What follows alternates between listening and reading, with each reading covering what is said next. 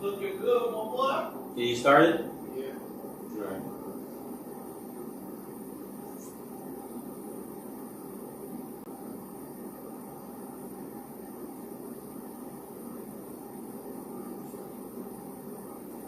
I would say.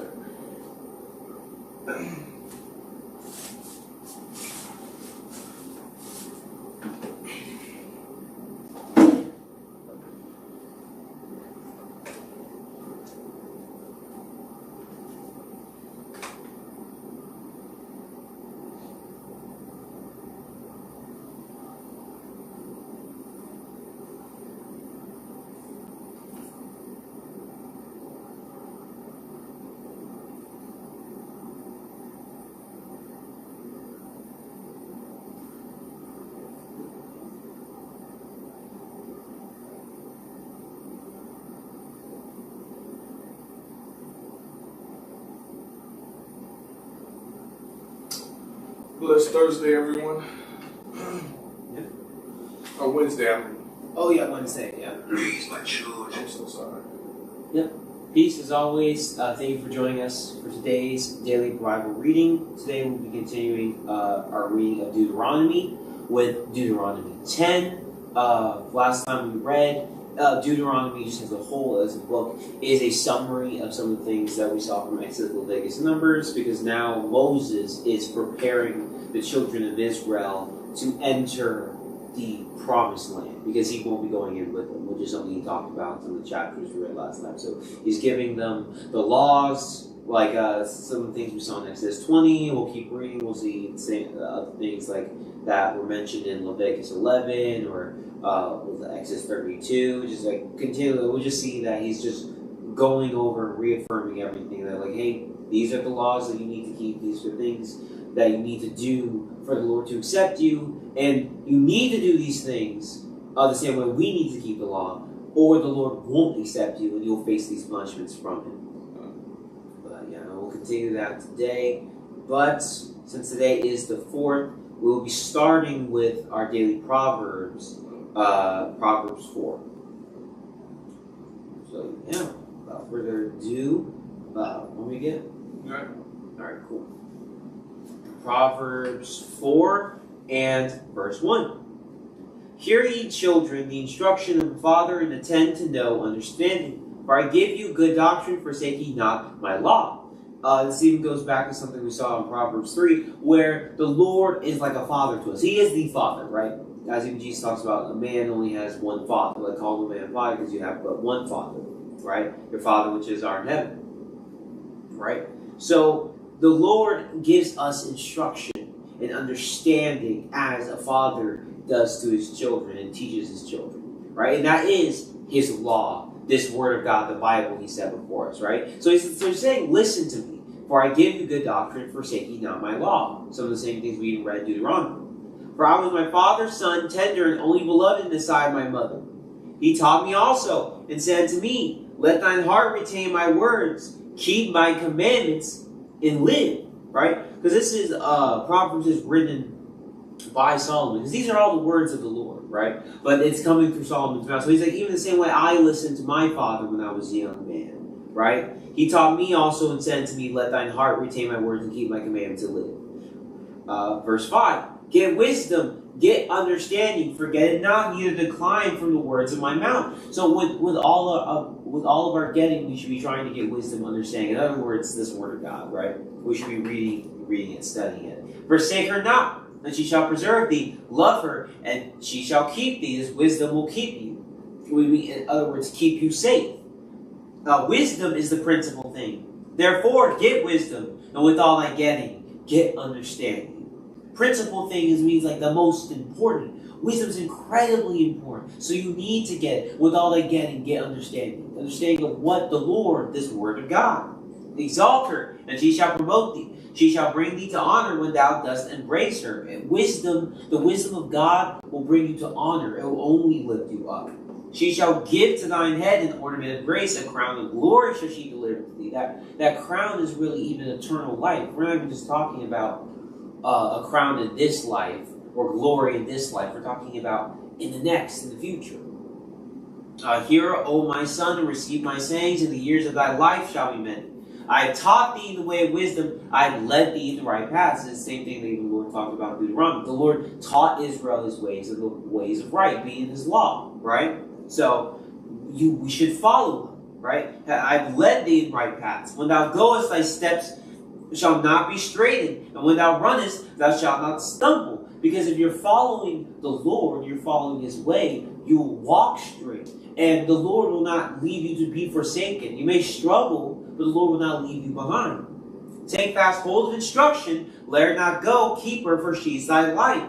Enter not into the path of the wicked, go not in the way of evil men. So the Lord's like, I've set this path before you. Follow it. Don't go to the left, don't go to the right. Don't go into the path of the wicked men. 15. Avoid it. Pass not by it. Turn from it. Pass away. So he's like, don't even go that way. Don't even like turn your feet in that direction. For they sleep not, except they have done mischief. And their sleep is taken away unless they cause them to fall. They can't even go to sleep like peacefully unless they've done something wicked to someone. For they eat the bread of wickedness and drink the wine of violence. But the path of the just is as the shining light. It shines more and more unto the perfect day. The way of the wicked is as darkness. They know not at what they stumble. So we ought to walk as the light, being like Christ, being like the Word of God tells us to be, than to walk in the way of wickedness or darkness.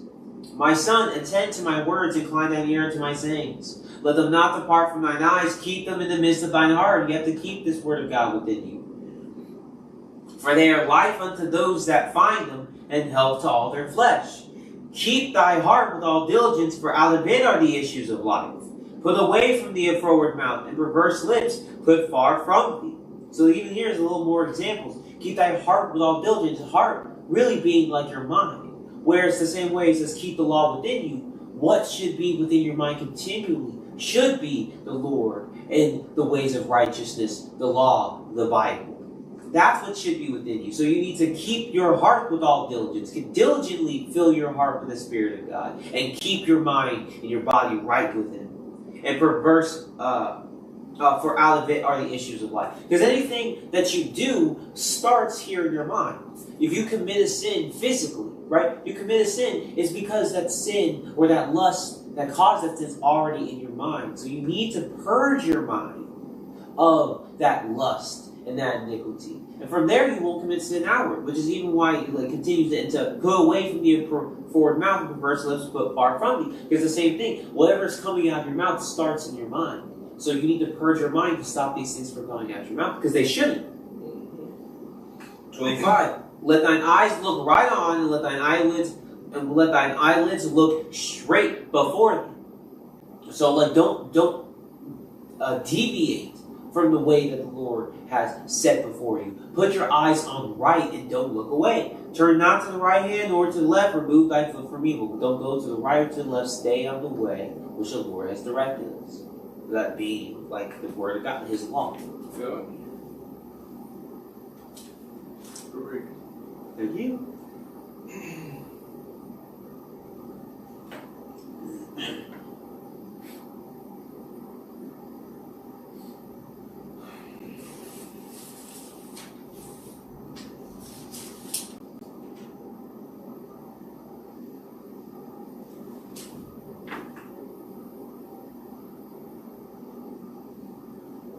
You see something. Go ahead. I don't have much else to say about Proverbs 4. I just feel like it's it. And the whole point of the chapter is just follow the way of the Lord. The way of the Lord is right. The way of the wicked destruction. The Lord, they're like a lot of the chapters we read last week. I said last week. Yesterday, very clearly sets the Lord has set the way of life of destruction before us, and like we just need to follow. Like that's it. Like I've given you the ways of life. Just listen and follow after. That's all you need to do. It's not that difficult. And this chapter, you talked about a lot, this path, right? Stay straight on the path. Don't turn left or turn right. What's the path? Well, Psalms 119, 105 says, thy word is a light and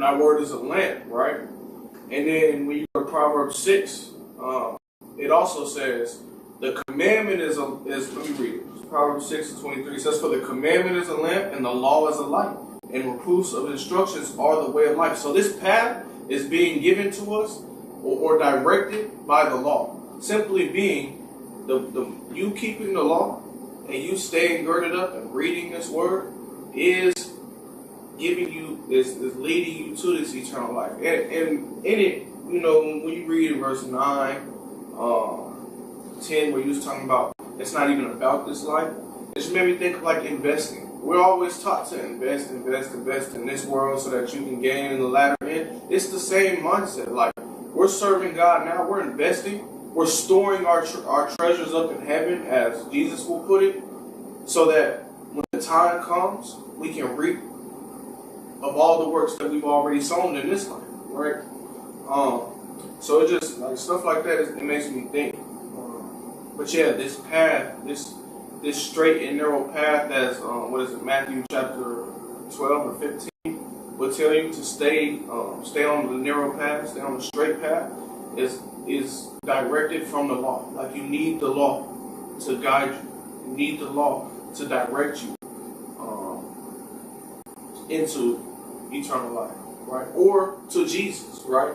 Meaning, when he says the law is the schoolmaster to bring you to Christ, or even when in Revelations 22, when it says, I don't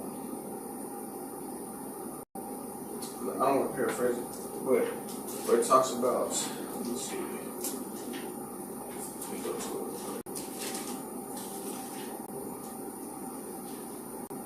Revelation chapter 22, what is it, verse 14? Yes, blessed are they, this is Revelation 22 and verse 14, where it says, "Blessed are they that do his commandments, that they may have right to the tree of life, and may enter in through the gates into the city." Point being, and it's the last book in the Bible, the last chapter in the Bible, almost one of the last verses in the Bible, and it's the consistent thing. It's the same thing that we see as we read through Genesis, Exodus, Leviticus, Numbers, Deuteronomy. It's the same thing. Blessed are those that keep the commandments, that they may have the right to the tree of life. Or what? Jesus. Like, Jesus is that tree of life. Jesus is salvation, his kingdom. You have right to it. You've earned it by keeping the commandments and letting it, like, it's going to guide you to salvation, right? But point is, it all stems from the commandments. You can't serve God. You can't be on that path and you're not following the directions. You know what I'm saying? Yeah. Outside of that, I don't have anything else. Yeah. I don't know anything else to add to Proverbs 4 either. Alright. Well, we're on Deuteronomy chapter 10 today. That's where we're going to start.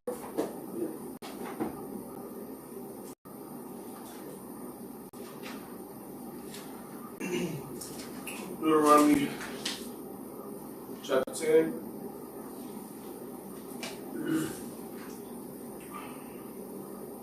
And just so we can like refresh, in chapter 8, he basically was telling Israel, don't be puffed up when this happens. Don't begin to start thinking that you did something worthy of having this land or reaping this land. But it's God. It's always been God. God's the one in control. God chose you from the rest of the world, not because you were big and strong, but because you were weak and you were small, right? So he chose you. And then in chapter 9, he starts going through all the ways that Israel messed up, right? Just to really reiterate, you don't deserve this, right? It was God. But now we're going to pick it up in verse 10, and chapter 10, and verse 1. It says, At that time the Lord said unto me, Hew thee 2 tables of stone like unto the first, and come up unto me into the mount, and make thee an ark of wood.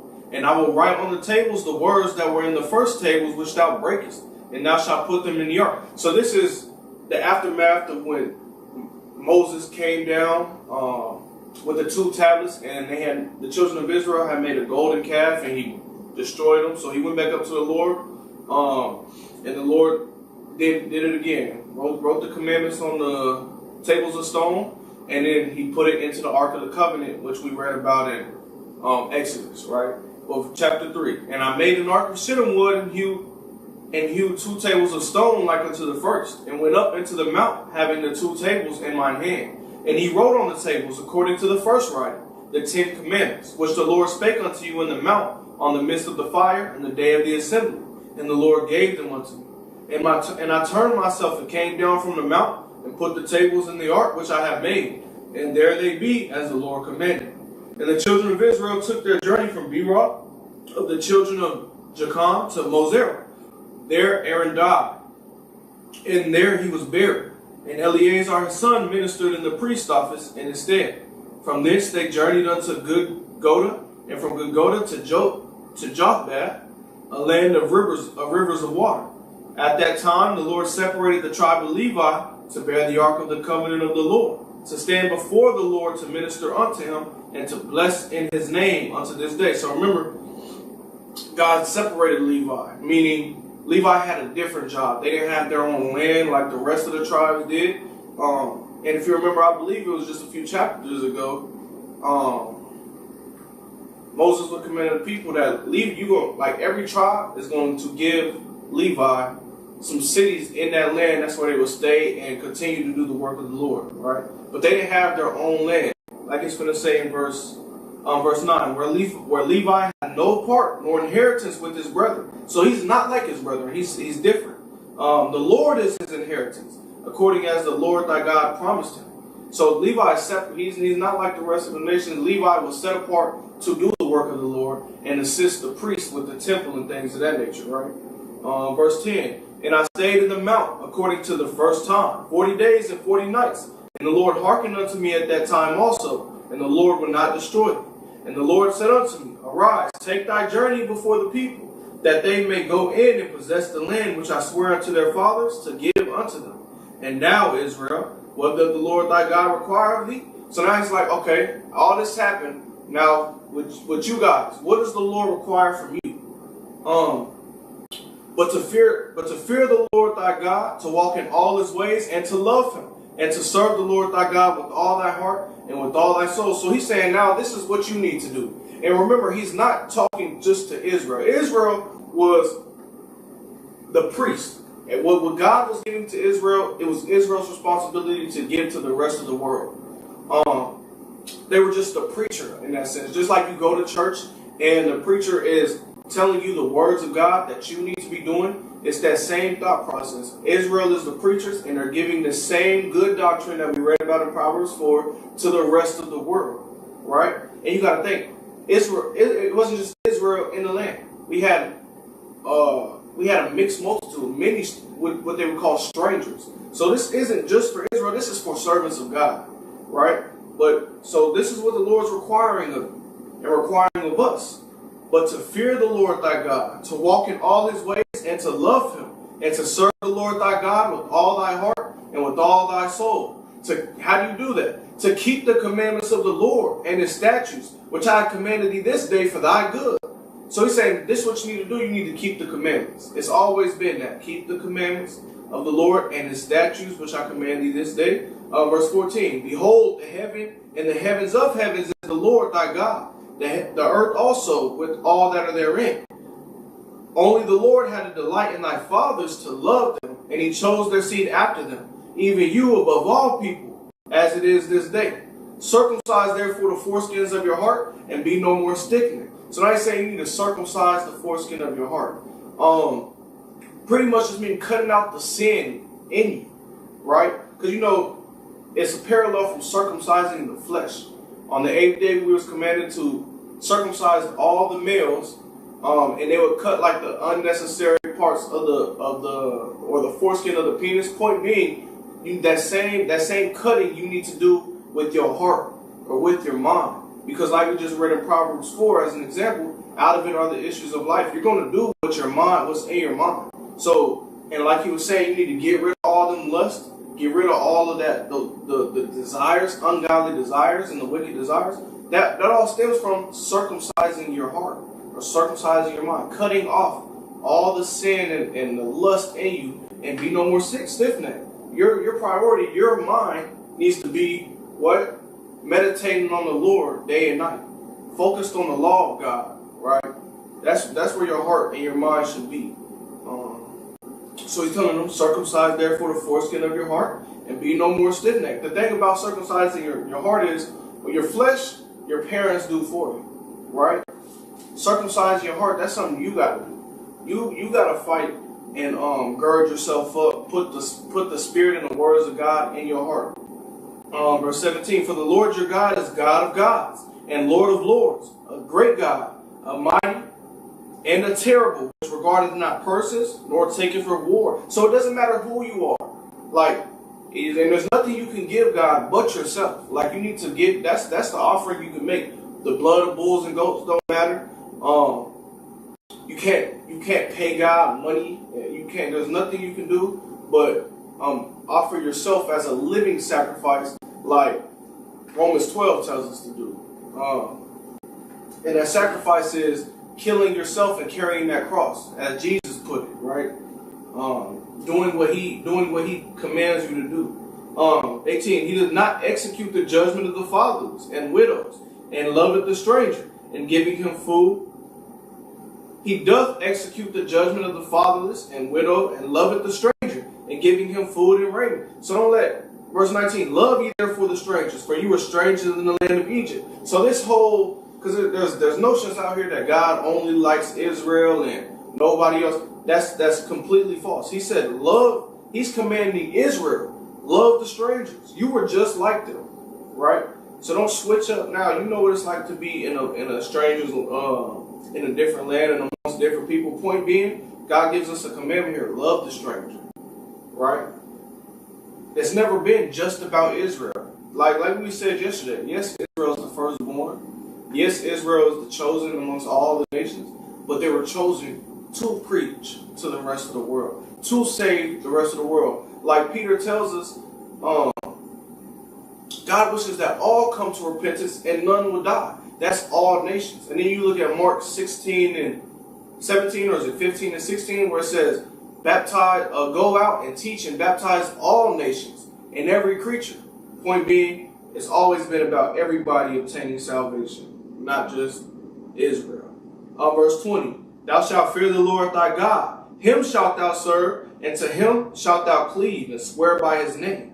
He is thy praise, and he is thy God, that have done for thee these great and terrible things which thine eyes have seen. Thy fathers went down into Egypt with 70 persons, and now the Lord thy God hath made thee as the stars of heaven for a multitude. Just like he promised Abraham that he would do, he's done. The point is, this is what we need to be doing. And this was the job for Israel, and also the job for us today, right? But that's chapter 10, Deuteronomy chapter 10. Yeah.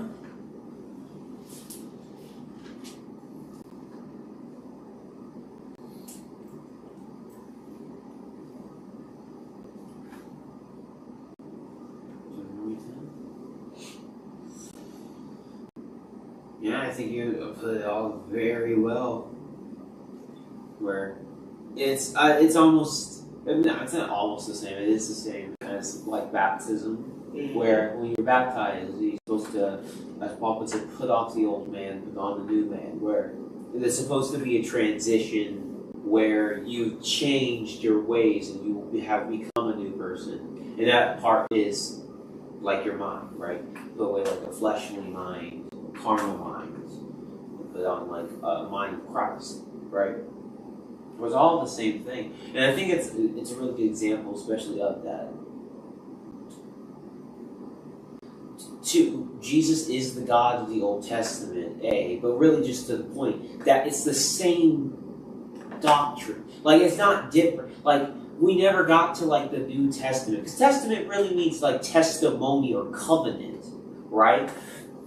And like we never got to like the New Testament. It was all a new thing, and there's this like we are in uncharted territory. Like, no, everything that happened was either something prophesied or was already set in stone. That's why Jesus said, like, hey, I don't give you a new commandment, like I give you no new commandment, but of old.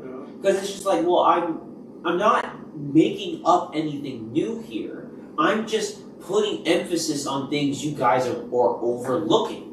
Where the point of, you need to become a new person when you enter a covenant with God, which is what is happening here. Granted, it wasn't literal baptism that says these people weren't dunked in water, but if you begin to read Paul, It says, well, they were baptized when they came in through the Red Sea. All to the point is that was meant to be a change. And that's why the Lord taught them in the Word. It's because you guys have come through the Red Sea. You guys have entered a covenant with me, which they did here.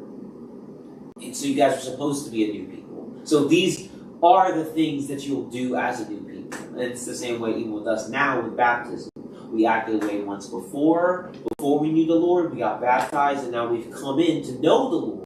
And we need to walk after the ways which He set before us. Which is, again, the same things that they always have been. The things that we've been reading over and over again. His law, His commandments. Like everything we've read from Genesis to Deuteronomy so far. And everything we'll continue to see and read as we get further in the Bible. But yeah. That's all I've got to say about Deuteronomy 10. Very cool. In that case, Deuteronomy 11. Therefore thou shalt love the Lord thy God, and keep His charge, and His statutes, and His judgments, and His commandments always. So we'll always keep them, right? Even now. And know ye this day, for I speak not with your children, which have not known, which have not seen the chastisement of the Lord your God, His greatness, His mighty hand, and His stretched out arm, and His miracles, and His acts, and which He did in the midst of Egypt, unto Pharaoh the king of Egypt, and unto all his land, and what He did unto the army of Egypt, unto their horses, and to their chariots, how He made the water of the Red Sea to overflow them as they pursued after you, and how the Lord hath destroyed them unto this day, and what He did unto you in the wilderness until you came into this place. So He's saying, I'm not talking to your children. Or He's saying future generations or other people who have not seen these great things. I'm not talking to people in all of this saying you need to follow the Lord, keep His commands, so on and so forth. He said, I'm not even, you say it's saying, Moses is saying, he's not talking to me or to him or to you or anyone of this generation where they haven't seen the Lord put His plagues on Egypt. They haven't seen the Lord split the Red Sea and close it back up on Pharaoh's army. We haven't seen the all the things that happened in the wilderness. Verse 6. And what He did unto Dathan and Abiram, the sons of Eliab, the son of Reuben, how the earth opened her mouth and swallowed them up in their households and their tents and all the substance that was in their possession in the midst of all Israel. That's referring to Korah. And Dathan and Abiram were the people with him.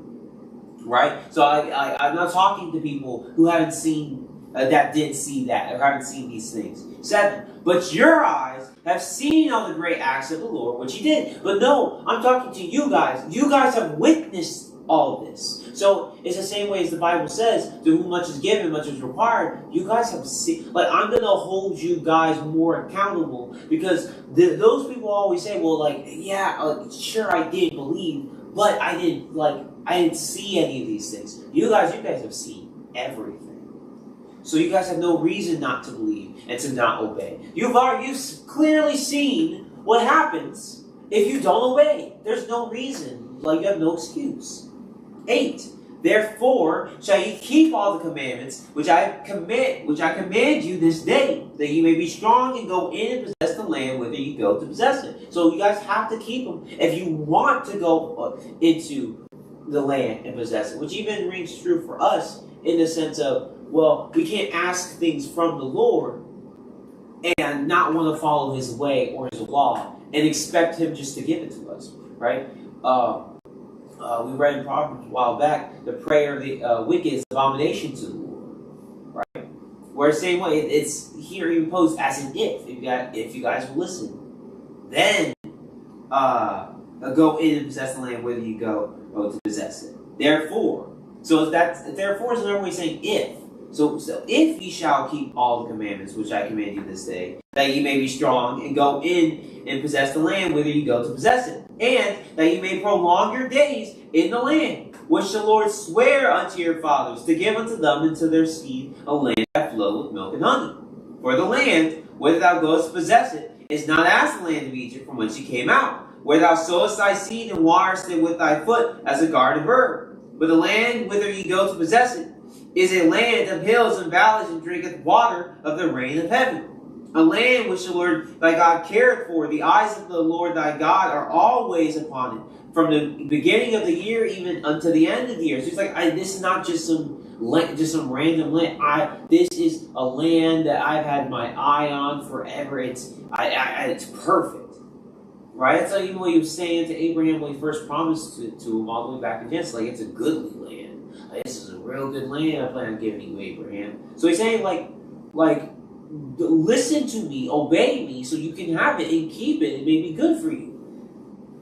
13. And it shall come to pass, if you shall hearken, again, if ye shall hearken diligently unto my commandments, which I command you this day, to love the Lord your God, and to serve him with all your heart and with all your soul. Because remember, even the New Testament says, on these two things hang all the law and the prophets, and one was to love the Lord thy God with all your heart and with all your soul. So again, it's saying the same. There's no different thing. It's saying the same thing here. But again, what is he referring to? His commandments, which at this point he's made very clear, and he'll continue to do so as we keep reading Deuteronomy. So it's all the same thing. That will give you the rain of your land in his due season, the first rain and the latter rain, that thou mayest gather in thy corn and thy wine and thine oil. And I will send grass in thy fields for thy cattle, that thou mayest eat and be full. Take heed to yourselves that your heart be not deceived, that ye turn aside and serve other gods and worship them. And then the Lord's wrath be kindled against you, and he shut up the heaven, that there be no rain, and that the land yield not her fruit, unless ye perish quickly from off the good land which the Lord giveth you. So he's saying, do these things so I may do well to you, that you may have this land that will produce fruit, and you can build houses and vineyards and gardens and so on and so forth. Take heed to yourselves that your heart be not deceived. So he's saying, stay diligent.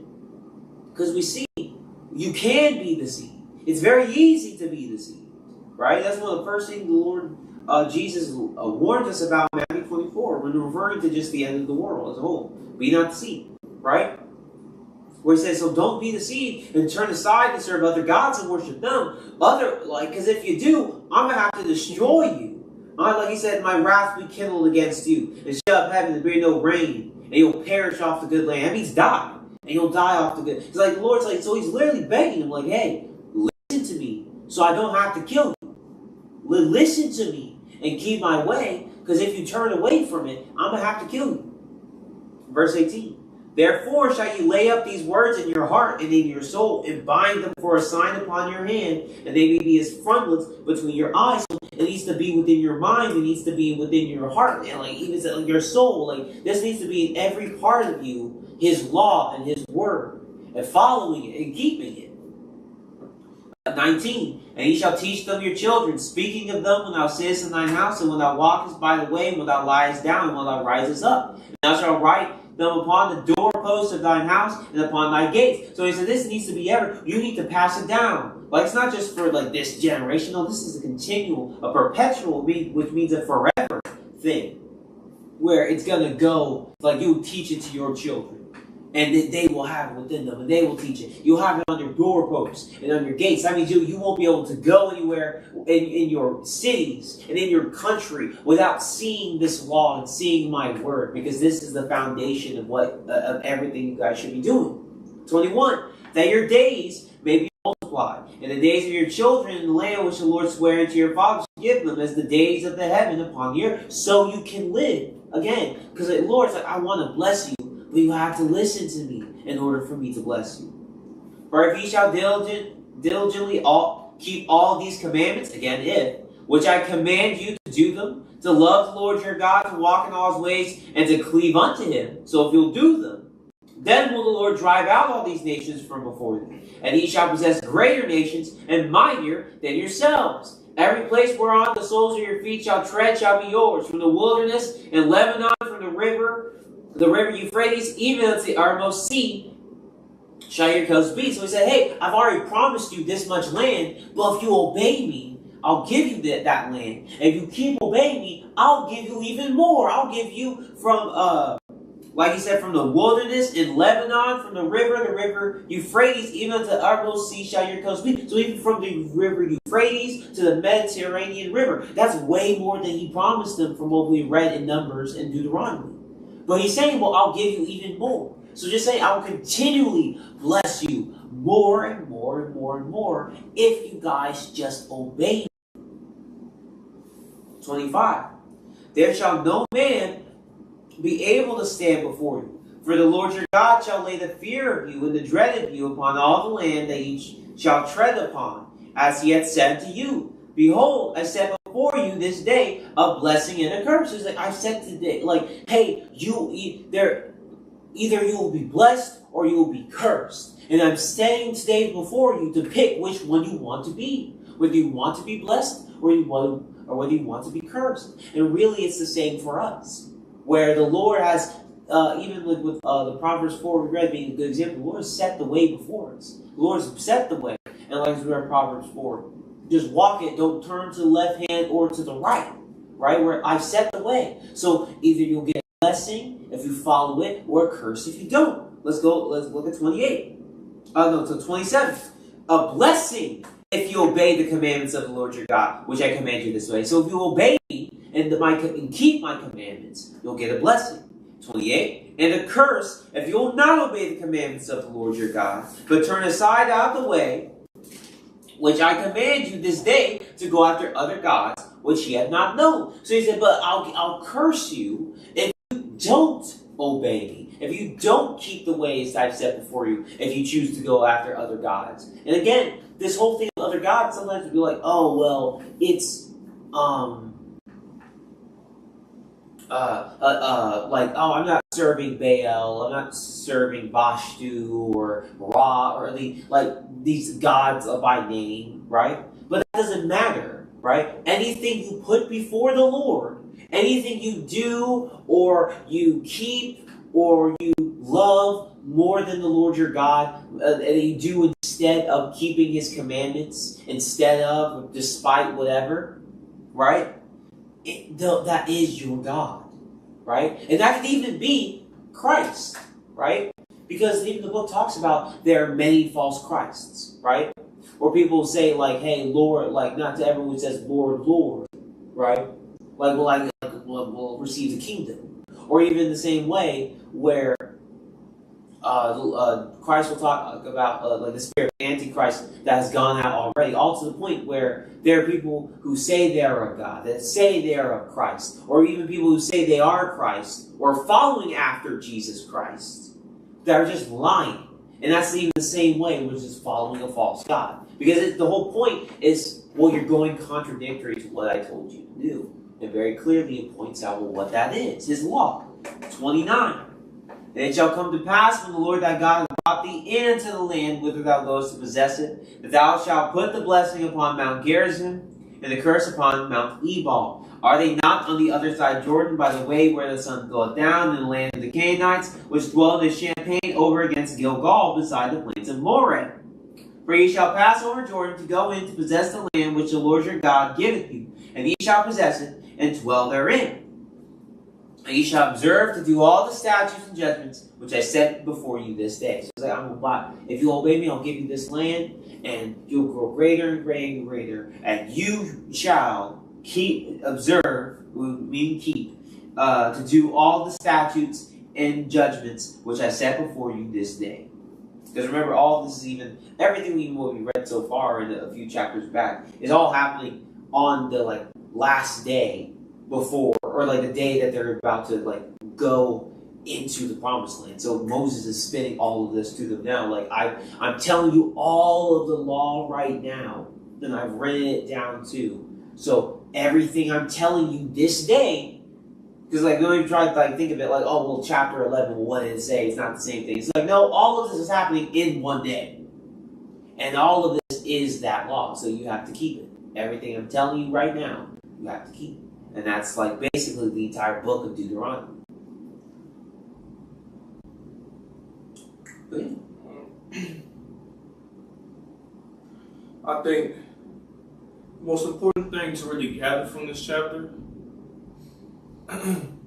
is there's a lie being told in this world that God's love is unconditional, right? And as we read this, this chapter, and really the whole book, it's repeatedly shown to us that no, it is conditional. That's why that word "if" is so. I would be willing to bet outside of God or something, "if" is one of the most used words in the Bible, because every promise, every like reward or even curse that is relayed to the people is all based on if you do something. Like I was looking up because there was a song that we listened to, and he recalls unconditional, like the word says, God's unconditional love or whatever. You remember the song? But we changed it to conditional. God's great, like Ricky Dillard. That's a point being. I mean, I guess it don't matter, but my point Love is that he shows is we say conditional. Right, the love that he shows is so conditional or something like that. But point being, like I looked it up to try to find it, and it's like Justin Bieber got a song called "God's Unconditional Love." Your love is unconditional. Like there's so many just songs like talking about how God's love is unconditional, and or like what we're gathering here is just simply it's not like it's just not. And like you just said earlier, the Old and the New Testament don't differ. One thing about Jesus, he said he said you would know me, you would understand me if you understood Moses. You know what I'm saying? Point being, he didn't come to differ from what Moses was talking about. He gave Moses what to say. You know what I'm saying? Right. And then when you look at Matthew chapter 5, which I believe is what you were alluding to, or what you quoted, where he was like, until one jittle or one, it says until one jot or one tittle pass, or until heaven and earth be gone. Yeah. Not one jittle or not one jot or one tittle shall pass from the law. Meaning, the earth is still here, we're still here, the law is still here. Yeah. There's nothing. And then he proceeds to say, but he that breaketh the law and teaches men to do so shall be called. No, he says, he that breaketh the least of the commandments. Yeah. And teach men to do so. That means even the small things. Like that's how serious God is taking it. Shall be called the least. And you teaching people to do so, you'll be called the least in the kingdom of heaven, i.e., the lake of fire. But him that keepeth the commandments and teaches men to do so shall be called the great in the kingdom of heaven, i.e., you're part of their kingdom. But point being, eternal life. Even in Matthew, Jesus himself is showing it's conditioned. It's a conditional love. It's a conditional reward. So earn, like you gotta earn it. You gotta be, what's the right term? You gotta fall under the condition, or however you would say, right? Fall in line, right?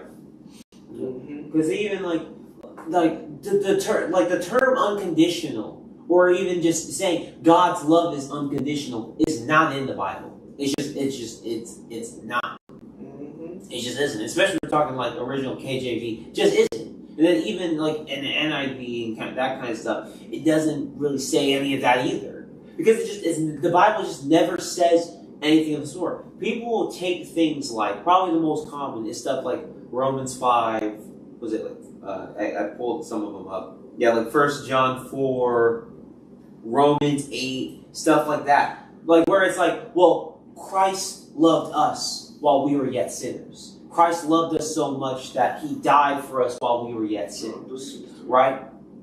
Yeah. For God so loved the world, he gave his only begotten Son. Right? Where, true, the Lord loves us. Right?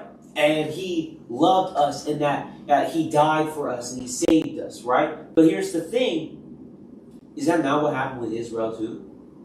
Did not God... Granted, we're not talking about his death.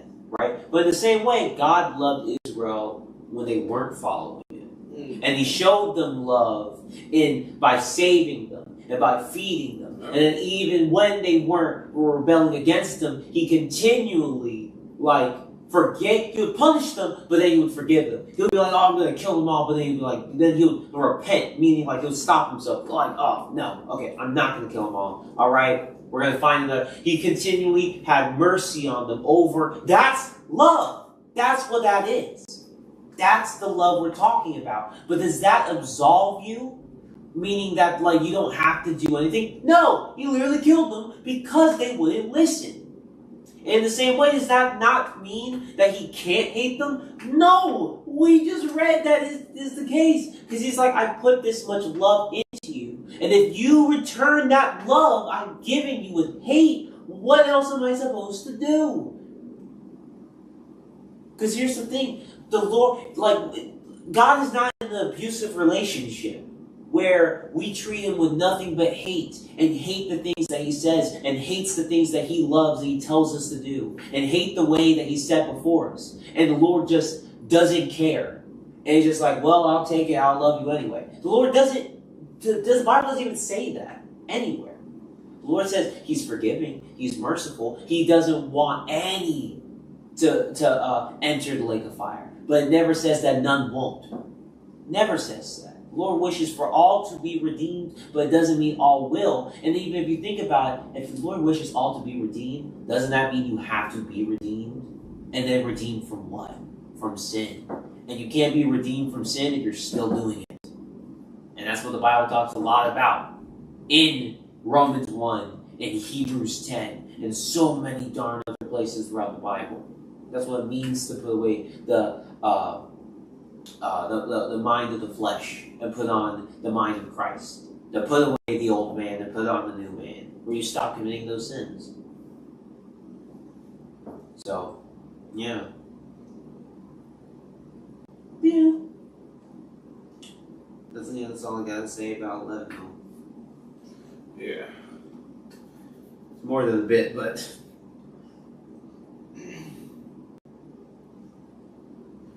Hey, go ahead with this chapter 12. I got it. Okay. All right.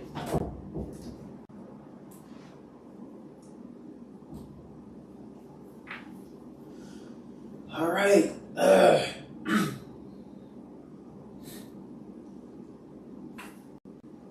Deuteronomy 12 and verse 1.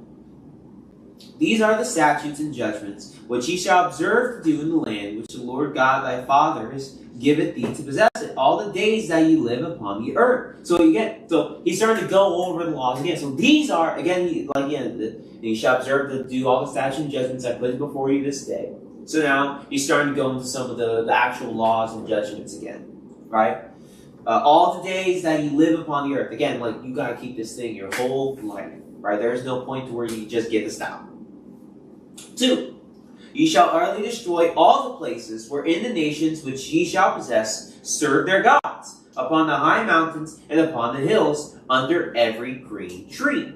So he said, all of these idols, all the places where they serve these idols, all these altars, everything, destroy it, kill it out of the land. Because remember, the Lord is trying to sanctify and make Israel a holy people before him. He wants to make the land holy. He wants to make Israel sanctified and set apart so they can really start to instruct the other nations or the other peoples around them.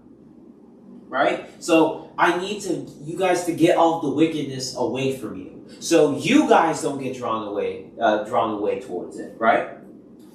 3, and ye shall overthrow their altars, and break their pillars, and burn their groves with fire, and ye shall hew down the graven images of their gods, and destroy the names of them out of that place. So again, get it all out, destroy it out. Because it's the same way the Bible will talk about what communion hath light with darkness. It talks about in the New Testament, I can't remember where, but all to the point. The Lord doesn't have communion with Baal, with Beelzebub, or just with Satan. The Lord, the two don't just mix together. It's the same light doesn't have with darkness. So we need to get this out of here. 4, ye shall not do so unto the Lord your God, but unto the place which the Lord your God shall choose out of all your tribes to put his name there, even unto his habitation shall ye seek, and thither thou shalt come. So he's saying, well, and you guys shouldn't just have any place. Like you're destroying all the houses of their gods and the places for their gods, right? But you guys can't just set up any places, anywhere for me. No, I will call a place. I will choose a place. And we later see from 1 Chronicles that's Jerusalem. First Chronicles as well as First Kings, that the place which he chose was Jerusalem. That's where they ended up building the temple. But he said, well, that's where my things are going to be. That's where my altar, that's where my, the Ark of the Covenant, my tabernacle, my temple, my home, that's where it's going to be, right? Wherever I choose out of your tribes to put his name there, like my name there.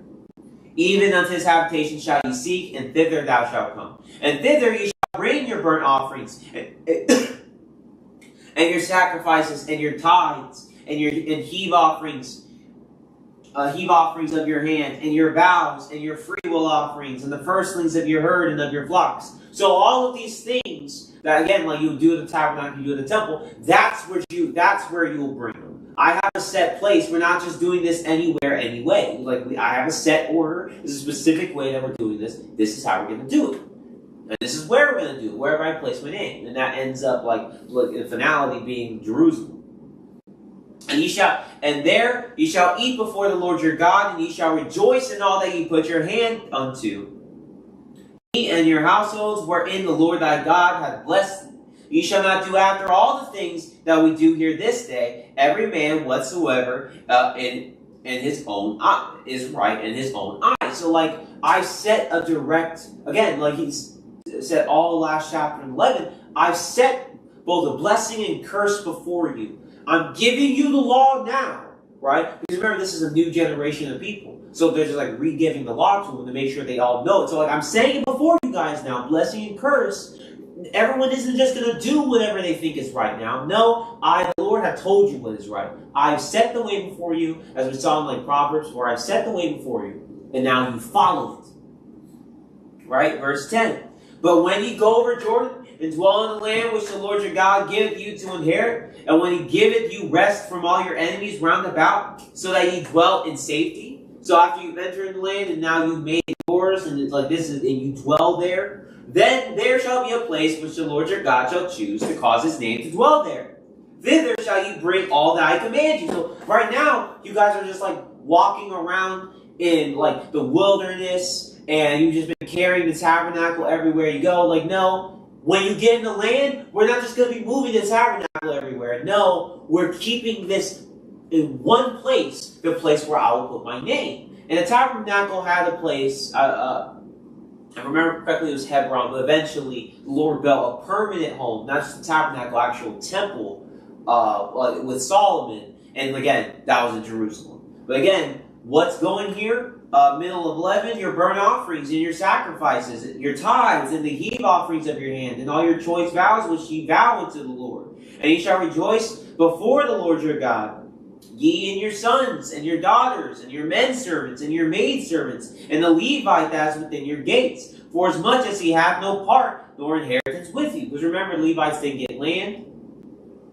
They got some cities, but the Lord, in duty of taking care of the Lord's tabernacle, that was their inheritance. Right? 13. Take heed to yourself, take heed to thyself, that thou offer not thy burnt offerings in every place that thou seest, but in the place which the Lord shall choose in one of thy tribes. There thou shalt offer thy burnt offerings, and there thou shalt do all that I command thee. Notwithstanding, thou mayest kill and eat flesh in all thy gates, whatsoever thy soul lusteth after, according to the blessing of the Lord thy God, which he hath given thee. The unclean and the clean may eat thereof, as of the roebuck and as of the hart. Right? It says in that place again. So in the tabernacle, in the temple, that's where you'll do your offerings. That's where your that's where you'll commune. Because again, when talking about the feast, where it says 3 times a year males are supposed to appear before the Lord, this would be the place for you to appear before the Lord. And that's why he's also saying, notwithstanding thou mayest kill, eat flesh in all thy gates. So he's saying, well, okay, and you can eat of flesh, meat. What we call nowadays meat in the Bible, when it says meat, it means bread, but flesh means what we call meat. Steak, chicken, things like that. So whatever thy soul lusted after, right? Maybe we'll stop there, whatever I want. But no, the Lord makes a distinction according to the blessing of the Lord thy God, which he hath given thee. The Lord's given us his blessing of what we can and what we cannot eat. We'll even get to see it more as we go go into, it's either Deuteronomy 13 or Deuteronomy 14. But we'll see him reiterate it again. But we saw in Leviticus 11 what the Lord has blessed us to eat and what not to eat. So there are clean animals which we can eat and unclean that we can't. And then he even lists some examples. Like he says, the unclean and the clean may eat thereof. And he's not saying you can eat unclean and clean food. No, he's saying the unclean man, and the clean man may eat thereof, may eat of the food. Because remember, there are unclean people and clean people, and the Lord will have them separated. But he's saying that, like, well, throughout your coast, so again, away from the tabernacle, which is the whole point where we're trying not to defile it. Like, if you're away from it, then both the unclean and the clean, you guys can both eat meat. But he even lists examples of what they can eat, as of the roebuck and as of the hart. The hart is not like hair, like a bunny. A hart is like a deer. It's same as a roebuck. You call a deer a buck. So these are referring to like deer and like antelopes, essentially, which are clean animals. So again, he's making it clear, well, you eat these things. Again, things he's already told us, like Leviticus 11, are things he's saying we can eat. 16. Only he shall not eat the blood. Only he shall not eat the blood. He shall pour it upon the earth as water. And again, even that's something we saw in Leviticus 11 as well. The Lord did not permit us to eat blood or to drink blood. He's like, well, no, you have to get that out. Because he said, the life is in the blood, and the life belongs to the Lord. 17. Thou mayest not eat within thy gates the tithe of thy corn, or thy wine, or thy oil, or the firstlings of thy herd, or thy flock, nor any of thy vows which thou vowest, nor thy freewill offerings, or heave offerings of thine hand. But thou must eat them before the Lord thy God in the place which the Lord thy God shall choose. Thou and thy son, and thy daughter, and thy manservant, and thy maidservant, and the Levite that is within thy gates. And thou shalt rejoice before the Lord thy God, and all that thou puttest thine hands unto. Take heed to thyself, that thou forsake not the Levite as long as thou livest upon the earth. And when the Lord thy God shall enlarge thy border, as he hath promised thee, and thou shalt say, I will eat flesh, because thy soul longeth to eat flesh, thou mayest eat flesh whatsoever thy soul lusteth after. So he said, like, hey, like, so your tithes, you're supposed to take them up here. And you just don't get to eat them whatever. No, the tithes are meant to be given to the Lord, given to the Levite. So you have to take it up there. Right? And thy maidservant and Levite is within thy gates. And thou shalt rejoice before the Lord thy God, and all that thou puttest thine hands unto. So it's not meant for you to keep. The point of a tithe is to give it away to the Lord and to the Levite. So it's meant to be almost shared. Take heed to thyself that thou forsakest not the Levite as long as thou livest upon the earth. Because again, the Levite, his inheritance was the Lord. And he had some cities, but he didn't get real land or inheritance or real money. So it was part of like the jobs of like the individual tribes to take care of them. Because really, they're making you right with the Lord your God. They're instructing you in how to serve him. So you're like a part of that tithing and all just the general taking care of. It's like, well, you're paying that back. Again, like eating flesh, like it's fine for you to eat the flesh, but again, there's commandments of like fleshes you can eat and those you can't, right? And the Lord makes that very clear.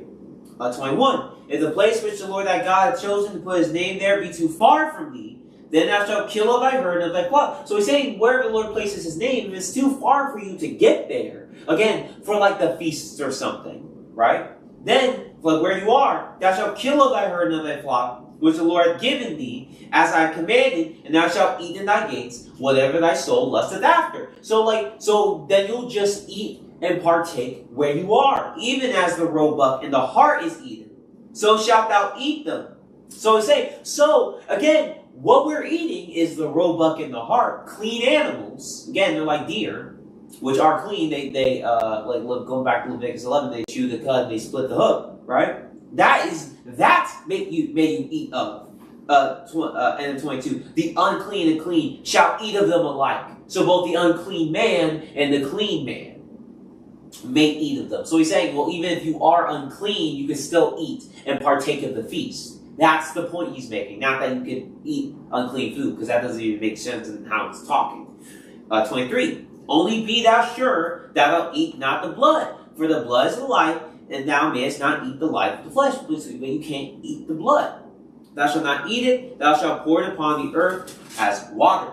Thou shalt not eat it, that it may go well with thee and with thy children after thee, when thou shalt do that which is right in the sight of the Lord. Only the holy things which thou hast in thy vows thou shalt take and go into the place which the Lord shall choose. So he's saying, like, you eat and partake there, like all the things, but you still need to take your holy things, your things you're sacrificing, to that place. But it's just like you can't travel too many items. So you celebrate, lessen the load there, and then you go, and then you sacrifice. Only 27. And thou shalt offer thy burnt offerings, and the flesh, and the blood upon the altar of the Lord thy God, and the blood of thy sacrifices shall be poured out upon the altar of the Lord thy God, and thou shalt eat the flesh. Observe and hear all these words which I command thee, that it may go well with thee, and with thy children after thee forever, when thou doest that which is good and right in the sight of the Lord thy God. When the Lord thy God shall cut off the nations from before thee, where thou goest to possess them, and thou succeedest them and dwellest in their land. He's saying the same thing as before. So, like, listen to what I'm saying so you guys can succeed and do well and have and enjoy the nice things of the land and the world. So I need you guys to listen to me. 30, take heed to thyself, that thou be not snared by following them. After that, they be destroyed from before thee. So don't be snared in following the ways of the wicked people around you. It's like, no, stick to what I taught you. Again, Proverbs 4, not to the left or to the right. And that thou inquire not after their gods, saying, how do these nations serve their gods? Even so will I do likewise. Thou shalt not do so unto the Lord thy God, for every abomination to the Lord which he hated have they done unto their gods. For even their sons and their daughters they have burnt in the fire to their gods. He's like, I hate what they do over there. Don't even think about or question what they do and how they do it. It's like, stay away from them. What things soever I command you, observe to do it. Thou shalt not add thereto, nor diminish from it. Whatever I told you to do, that's what you stick to. Don't add or take away from it. And that's one of the last things that the Bible itself in Revelation 22 says. So that's something that's always maintained in the Bible. But yeah, that's Deuteronomy 12.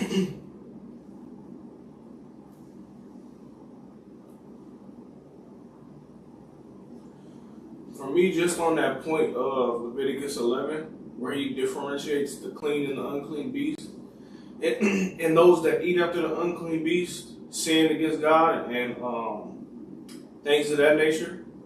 You know, when it says, like in verse 20, where it says, you eat whatever thy soul lusteth after. I just want to really make it make sense that, first off, in chapter 10, he just said, circumcise the foreskin of your hearts, which means to circumcise or cut off or get rid of that flesh or that sin in your mind or in your heart. Part of that sin is eating unclean things. So first and foremost, you shouldn't even be lusting after sin or lusting after eating unclean. Like you should already have killed that, gotten rid of that desire. So he says, whatever you lust after, he's not even talking about, and you've already said it, but then also, just like as an example, a man has a wife, right? And he leaves the house and he's like, all right, wife, I'm about to go, blah, blah, blah. Do whatever you want to do. I'll be home at 12, right? And he comes back home and his wife is cheating on him. Like, and he gets mad and tries to leave. And she's like, well, you said do whatever I want. And he's like, girl, is you dumb? Like, that's not, like, it was already understood.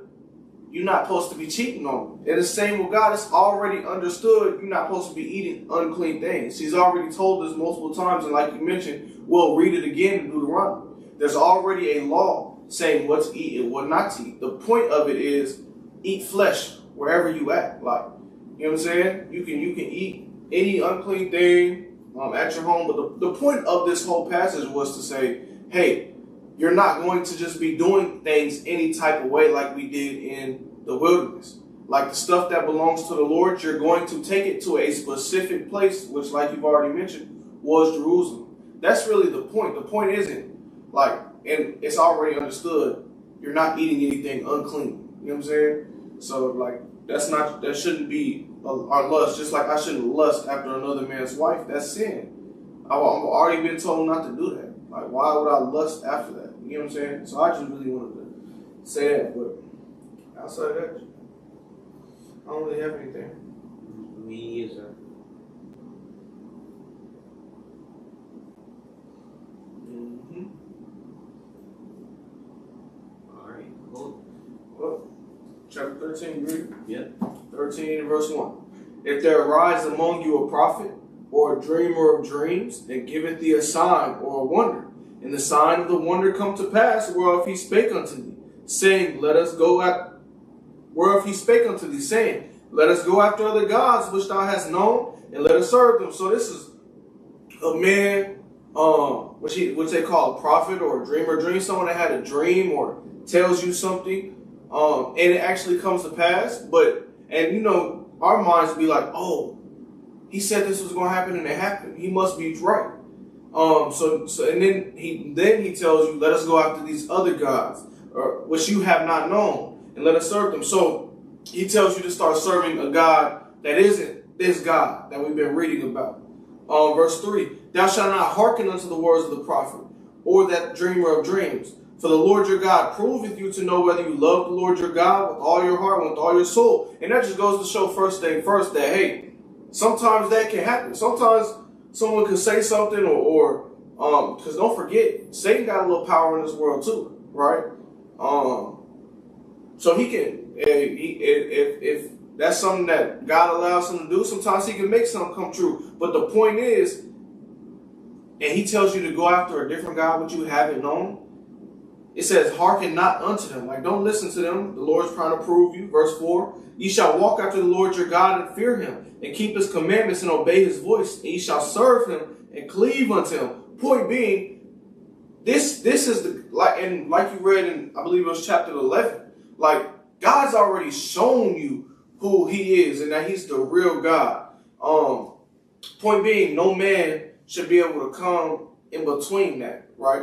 Or deceive you, which is why he said multiple times, beware lest you be deceived. Like, you got to understand, people like, and you mentioned Matthew 24 earlier. Another thing it says is, it says beware of false prophets, and it says who are wolves in sheep clothing, right? And then you think of Paul when he told us, don't be.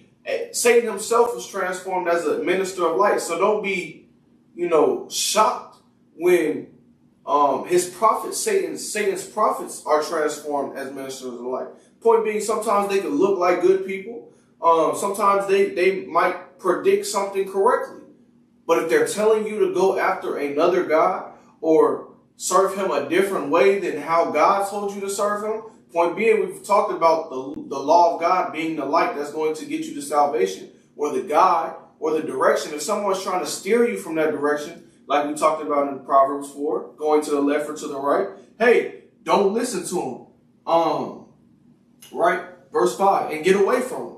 But the Lord in his ways you shall cleave to and serve. That's in verse 4. Verse 5, and that prophet or that dreamer of dreams shall be put to death. So not only do you get away from him, he needs to die. Why? Because he's influencing you serving another God. You got to kill him. Because he has spoken to you away from the Lord your God, which brought you out of the land of Egypt and redeemed you out of the house of bondage, to thrust thee out of the way which the Lord thy God commanded thee to walk in. So shalt thou put the evil away from the midst of thee. So, in today's world, and we've said it multiple times, hey, separate yourself. You know what I'm saying? Move. But God takes it so serious that you got to die now. You know what I'm saying? That's his thoughts of putting away the evil, is you have to die. Because you tried to turn me to serve a different God. And that's also the level of, like, love and seriousness. We got to take it. Diligence, we got to take it, right? To the point where even if somebody mentions serving another God, hey, you got to die now. That's how serious you got to take serving your God. Verse 6, if thy brother or the son of thy mother or thy son or thy daughter or the wife of thy bosom or thy friend, which is as thine own soul, entice thee secretly, saying, let us go and serve other gods which thou hast not known, thou nor thy father. So it says your brother, the son of your daughter, your son. It says thine own, thy son, thy friend, is entice thee secretly. What secretly? That means don't nobody else even know about it. Like it could have just been you and him. You know what I'm saying? What do you do? Verse 7. namely of the gods of the people which are round about you, nigh unto thee or far off from thee, from the one end of the earth, even unto the other end of the earth. Thou shalt not consent unto him, nor hearken unto him. Neither shall thine eye pity him. Neither shalt thou spare, neither shalt thou conceal him. But thou shalt surely kill him. It says your eyes shouldn't even pity him. Right? It says, you should not spare. Keep in mind, he mentioned your own son and daughter, your mother, your brother. Like, it doesn't matter who this person is. They're enticing you to go serve. Because, you know, sometimes, like, if you do it openly, it's like, oh, well, hey, you know what I'm saying? You brought that upon yourself. But if it's done in secret, I could just say no. And, you know what I'm saying? I don't want my mother to die, so I'm not going to. Or I don't want my son to die, so I'm not going to tell nobody. But no, that's not. God said don't pity him. Don't spare him. Neither shalt thou conceal him. Like, don't even hide that. It's that serious to the Lord. But you shall kill him. Verse 9. Thine hand shall be first upon him to put him to death. So even if this is your son, not only do you have to tell on him, you have to be the first one to cast that stone. Or however the process was to kill this man, right? Shall be the first upon him to put him to death, and afterwards the hand of all the people. And thou shalt stone him with stones that he dies. So now you got to stone him. And you got to be the first person to stone him. And it's not even like you got to be like it's a sad thing. No, Jesus said, him that love mother or father more than me is not worthy of me. Right? The point is, God comes first. And anybody that isn't on that path is getting killed. So in today's time where, you know, when the Bible teaches us to separate ourselves or mark those that cause division and avoid them, like, we really got it easy.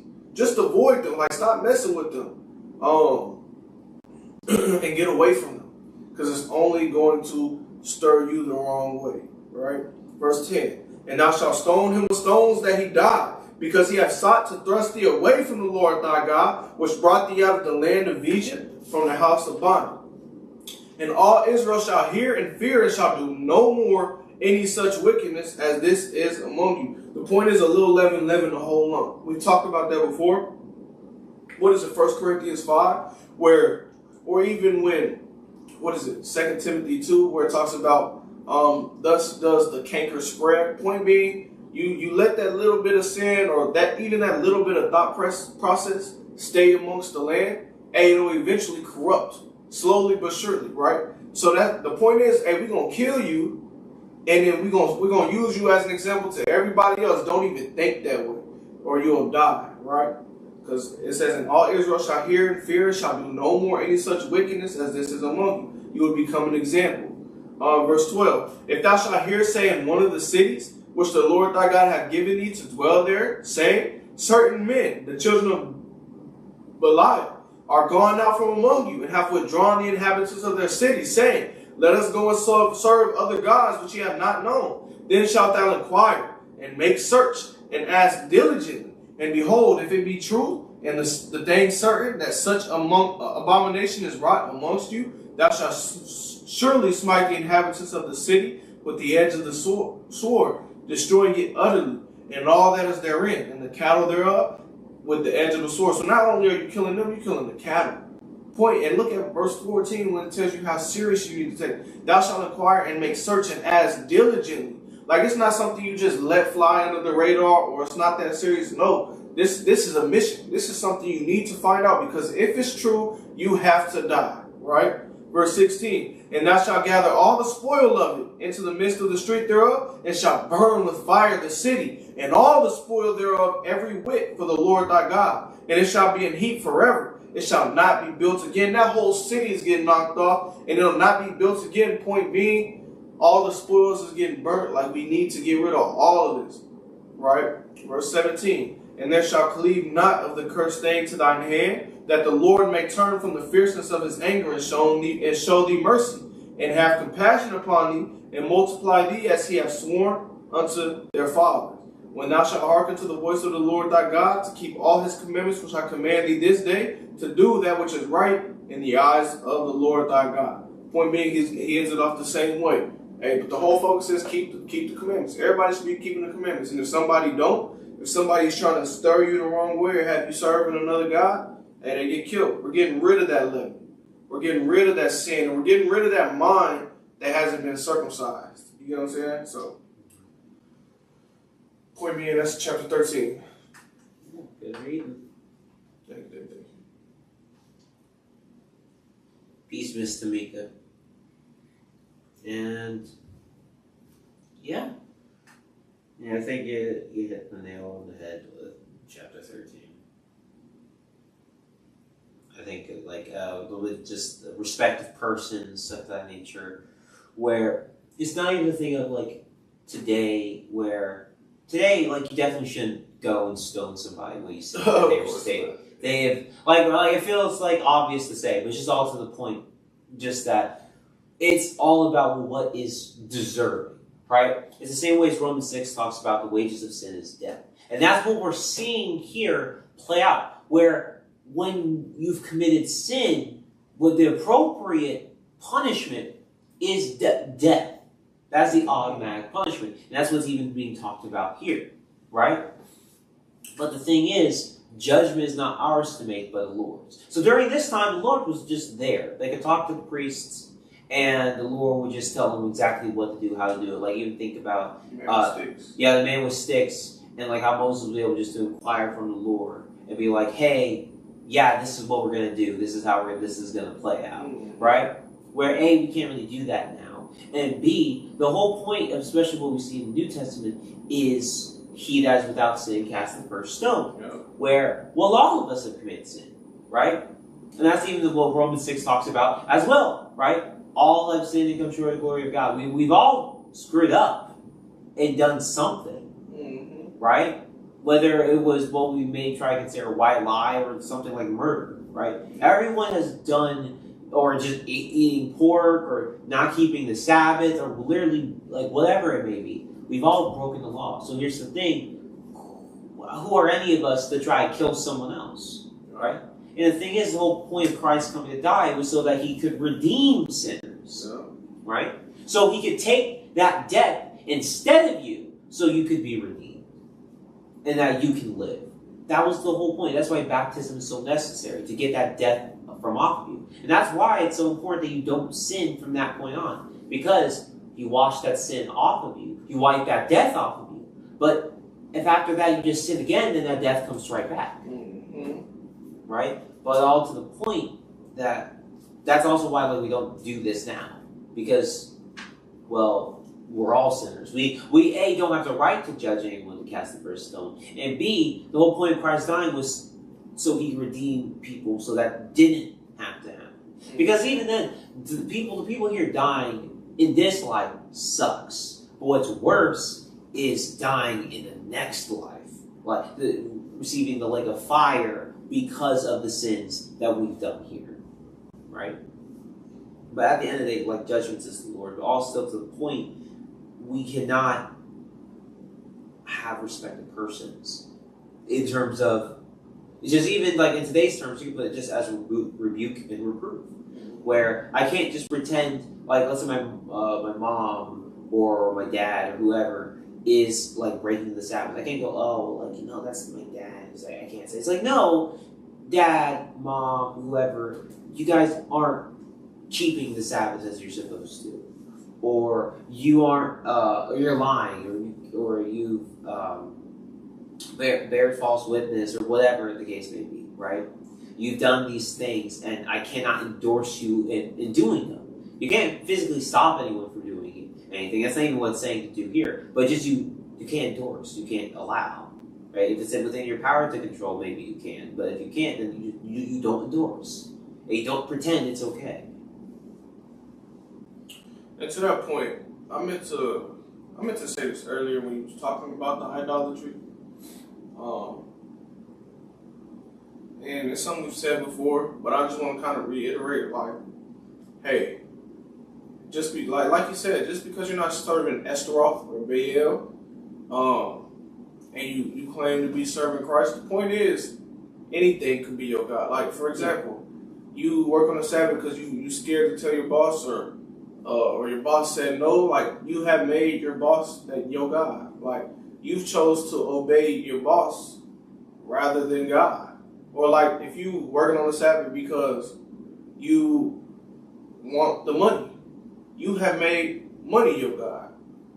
and put money above the God of this Bible or Christ himself, right? Point being, I really just want to put names on it. Like, it may not be a person's name or a false God's name, but it is a name like that you've put above God. It has become your God, right? So I just wanted to kind of reiterate that. But point being, that shouldn't be like he said in this chapter. In verse 3 it says, "Don't listen to them, but ye shall walk after the Lord your God and fear him and keep." Like, he is your God. He's the one that you should be putting up and loving more than anyone, even your mother, your children. Like, you gotta understand, the Bible even say, what is it? A wise son is the heritage of a father or something like that. Point being, like, children mean something. Children are amazing. Children are a blessing to their parents. Hey, if they trying to serve other gods, you gotta kill them. Like, nothing comes before that, right? But anyway. Well, I'll finish with 14. you do that. What time? 8:15. No, I mean Like 1:15. yeah, we can do that. Oh, it's a little closer to 20, but yeah. All right. Deuteronomy 14, in verse 1. Ye are the children of the Lord your God. Ye shall not cut yourselves nor make any baldness between your eyes. For thou art an holy people unto the Lord. And the Lord hath chosen thee to be a peculiar people unto himself, above all the nations that are upon the earth. So he's like, well, okay, I made you guys to be a holy, a special, a peculiar people, a holy people, right?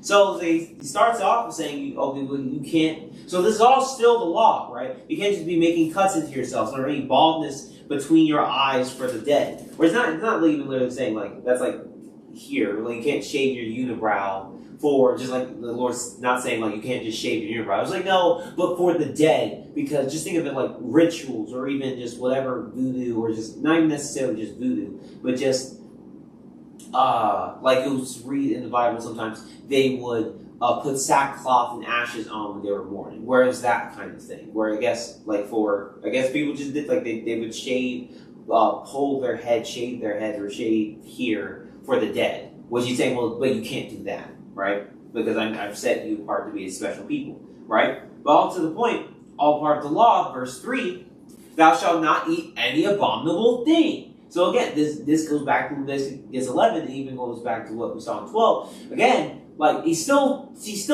has things he doesn't want you to eat, right? Things he's commanded you not to eat.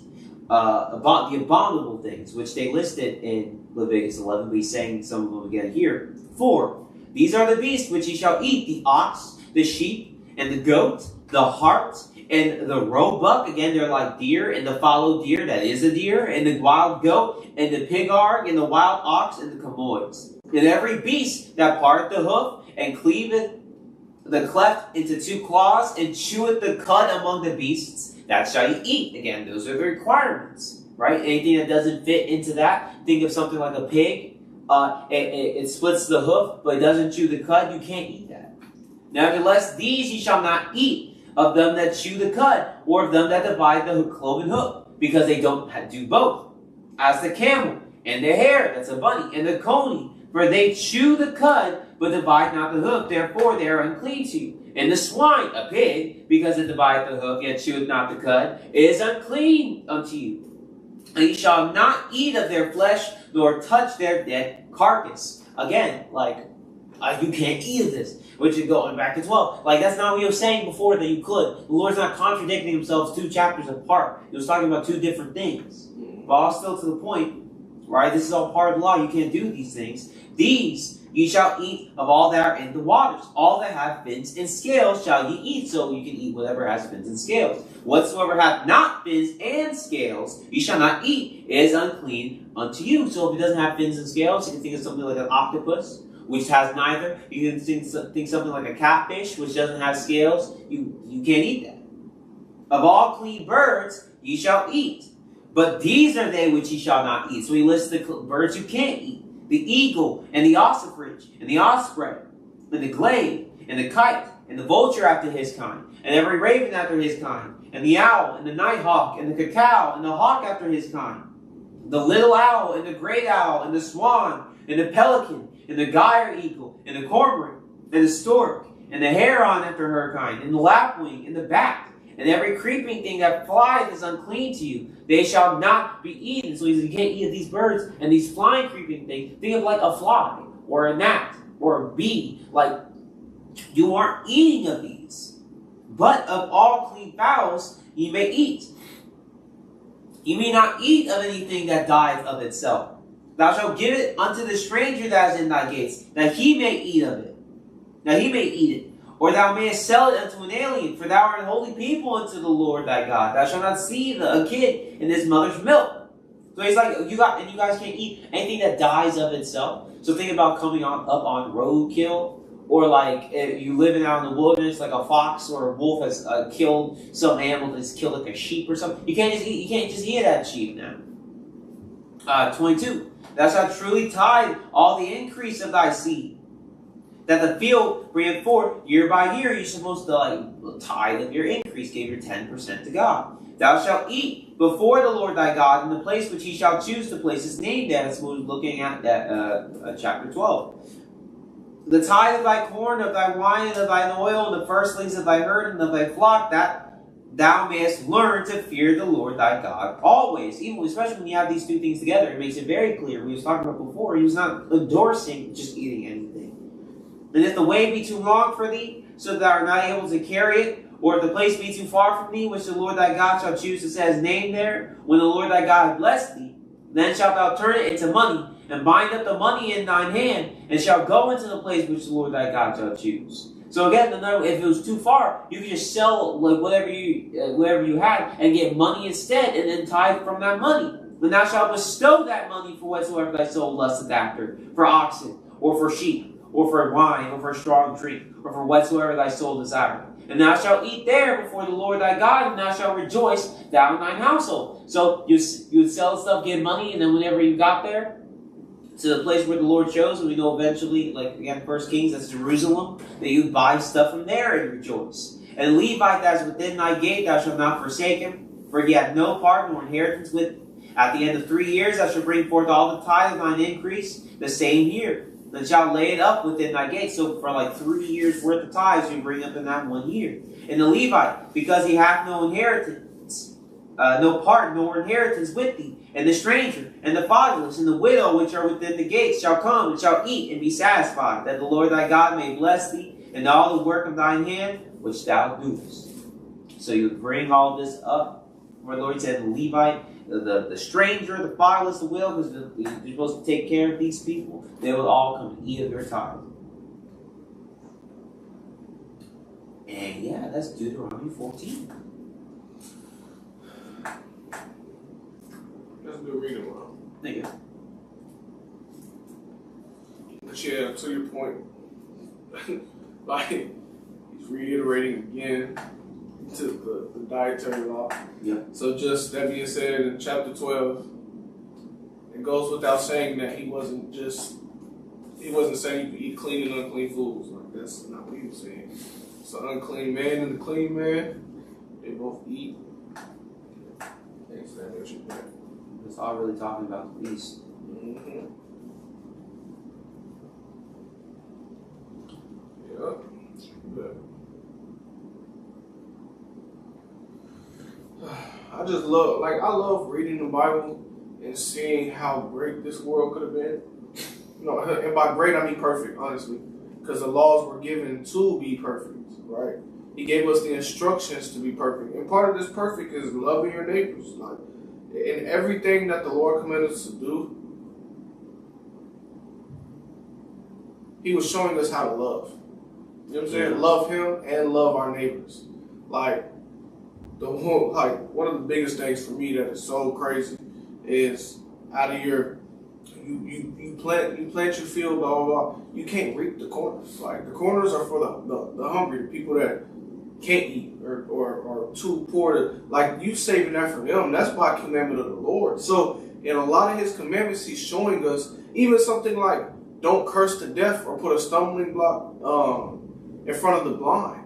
Like basically just don't be like, it's common sense. Don't be bullies. You know what I'm saying? Like point is, he's teaching you how to love your brother and love your God. So in this example, like in verse 29, he starts naming people that, like he says, the fatherless, the stranger, and the widows which are in thy gates shall come and eat and shall be satisfied. Like they'll be taken care of too.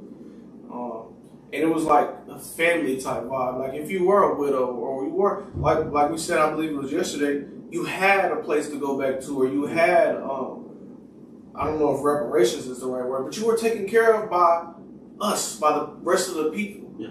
Right? It was one land, one people. Exactly. Versus, where we're at in America, it's just that same lack of love. Like in God's world, ain't no way you're a billionaire and there's people that can't eat. You know what I'm saying? Like that's not even a thing to God. But hey, that's the world we live in today. But the point is, if Israel had been obedient and did their job preaching the gospel to every nation, and they got on board and started being obedient to God and things of that nature, because he said, hey, this world would be close to perfect. You know what I'm saying? Like the world would be great, Significantly better. So that just goes to show this world is ran by evil and wickedness. Like that's what spiritual wickedness in high places. Yeah. So.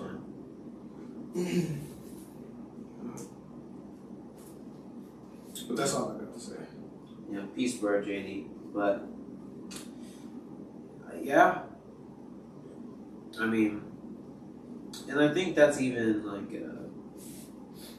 it's one of those things. The more like you read the intricacies of like the Bible and like how the Lord wanted things to be set and how things were, just like even like we're going that route, like where like if we had like followed this ordinance and like helping or like leaving the outward parts of our fields be unclean for the people who needed it, right? Like leaving that bit behind, or the people who like don't have, like the fatherless, the widow, stranger, like during like these celebrations, like we gave unto them, like how much better the world would be, and how if like we did stuff like the year of Jubilee and everyone has set land and stuff of that nature, then like how much better the world would be and how much less poverty there would be in there, because there would be a continual inheritance, all that.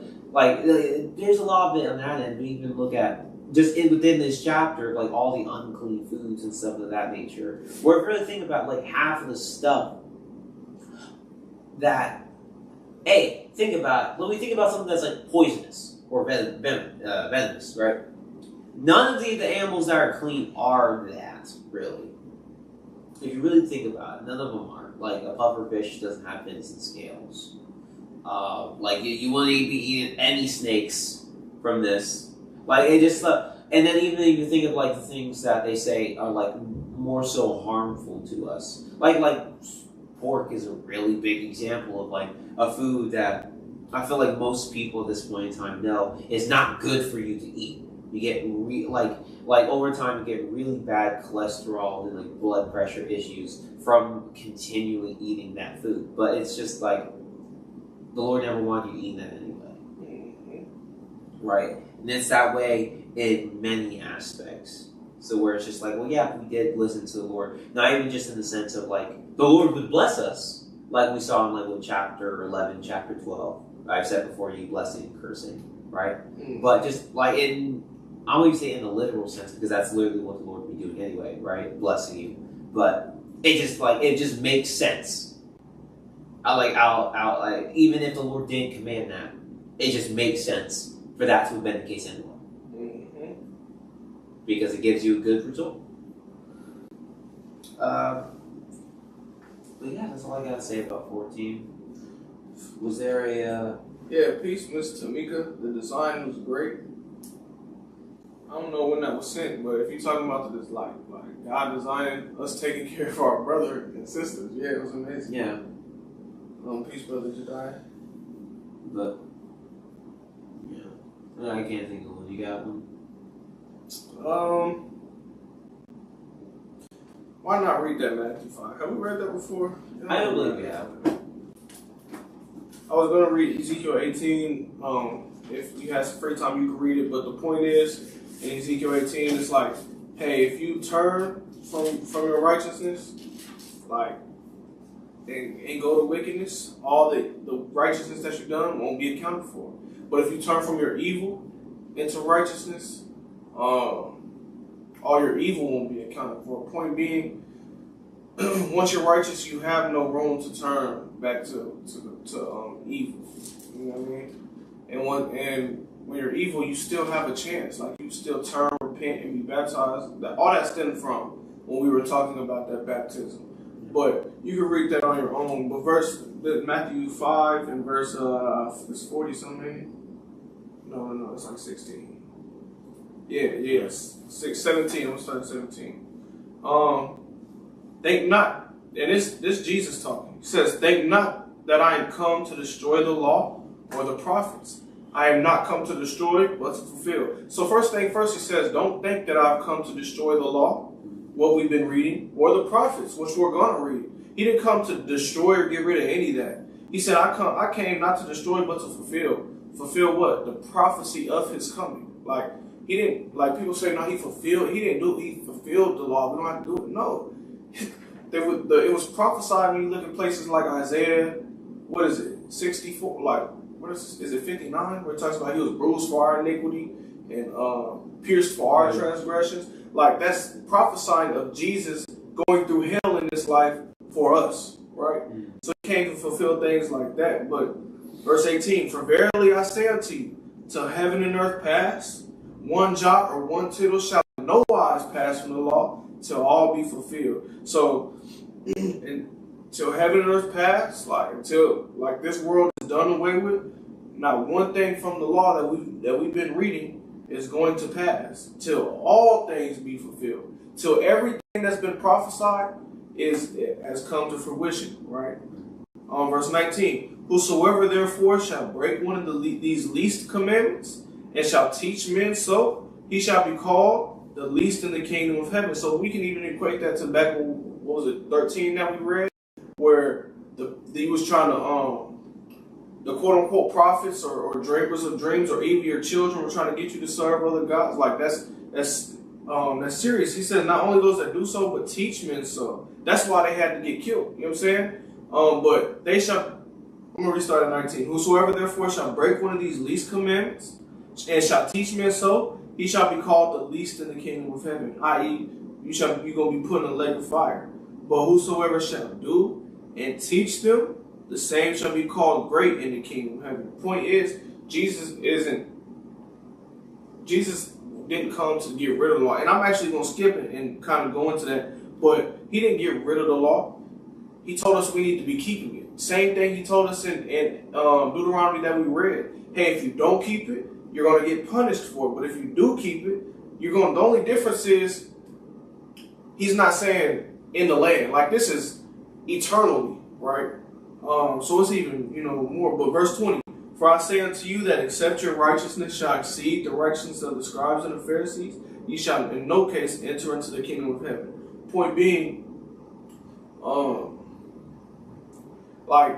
the Pharisees, they could talk about it, but the whole problem with the Pharisees and them is they weren't doing it. Like, Jesus even said, "Do as the Pharisees say and not as they do." I mean, do as they... Yeah. Do as the Pharisees say and not as they do. Point being, they could tell you the law, but they weren't doing it. That was their whole issue. Just to show us we need to be doing it. We need to be better than them. Not just talking, like James chapter 1 says, don't be hearers of the law, but doers of it. The point is, the old, new, it's all on one accord. There's no changing. But even in verse 21, "Ye have heard that it was said by them of old time, that thou shalt not kill." So it was. Exodus 20, we read in Deuteronomy 5 multiple times. Hey, don't kill. "And whosoever shall kill shall be in danger of judgment." Like we read multiple times, hey, you murder somebody, you're going to die back. Right? But verse 22, "But I say unto you that whosoever is angry with his brother without a cause shall be in danger of judgment." So I don't even have to kill anyone. If I'm just angry without a cause, now I'm in danger of judgment. Now I face that same punishment as if I killed someone, but I didn't even kill. Point is, Jesus didn't get rid of the law. If anything, he gave us more understanding of the law. Right? Like, he wasn't like, in old times it was said you can't kill, but in today's time you can kill now. No, he said don't. He said you shouldn't even think. You shouldn't be angry with your brother without a cause. And whosoever shall say to his brother, Raka, shall be in danger of counsel, but whosoever shall say, thou fool, shall be in danger of hellfire. Verse 27, ye have heard that it was said by them of old time, thou shalt not commit adultery, which is another commandment. Verse 28, but I say unto you, that whosoever looketh on a woman to lust after her, hath committed adultery with her already in his heart. Point being, he did not get rid of the commandment of adultery. He just gave us more understanding on it. Not only cannot, because adultery is sleeping with another man's wife. But he just showed us that, hey, not only is it sleeping, but even the thought to do so, you have committed adultery in your heart already. Like it's showing us you don't even have to go through with the act. All you have to do is think about it and not condemn that thought, and you've sinned. Right. Point being, Jesus himself is not getting rid of the law. He's showing us more about the law. Right? But verse 29, and if thy right hand offend thee, pluck it out, and cast it far from thee. For it is profitable for thee that one of thy members should perish, and not that thy whole body should be cast into hell. So he still got hell on the table. He said, if your right hand offend thee, or if your right eye offend thee, pluck it out. Like if you got problem looking at these women, and you're lusting in your mind, and you're committing this sin against God, because he just said it's sin, hey, get rid of your eyes. It's better that you have no eyes than that you end up in hell or the lake of fire. Point being, he didn't get rid of the law. He gave us more understanding of it. Not even more understanding, but he just kind of broke it down more to us and made it more, helped us with the mind of it as well, right? Not just the action. Verse 30 again, and if thy right hand offend thee, cut it off and cast it from thee, for it is profitable for thee that one of thy members should perish, and not that the whole body should be cast into hell. He said it's profitable for you. Like it's good for you if you just cut it off. Point being, if sin is what you're clinging to, you gotta cut it off. You have to turn back to God, which is why I wanted to read Ezekiel 18. But you have that opportunity. What does it say? A living dog is better than a dead lion. Like as long as you're alive and there's breath in your body, there's a chance to obtain that mercy from God. But you have to turn back and get back on board with this plan, which was be obedient. Like we said, what does the Lord require of us? We just read that in Deuteronomy 10, I think it is. What is to serve? It's to love the Lord thy God, serve him, be obedient, keep his commandments, his statutes, and his judgment. This is what the Lord requires out of us. It's not just required. Require means, like, for example, if I want to get my driver's license, I'm required to go through this course and pass the course. Point being, if I didn't do what was required of me, there's no chance of me getting that license, right? Same thing with God. Hey, God has a great prize, a prize that what does Paul say? It's not worthy to be compared. Like you can't even, like our trials and tribulations and things we go in this life aren't even worthy to be compared to what the Lord has in store for us or the kingdom of God, right? But point being, if you want that reward, you must first fulfill what is required of you and keeping the law, keeping the judgments, loving God, loving your brethren, right? So outside of that, that was that scripture. I don't have anything else. But you got something? No.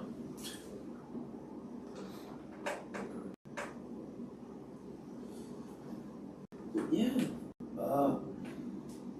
That I think we are finished for today.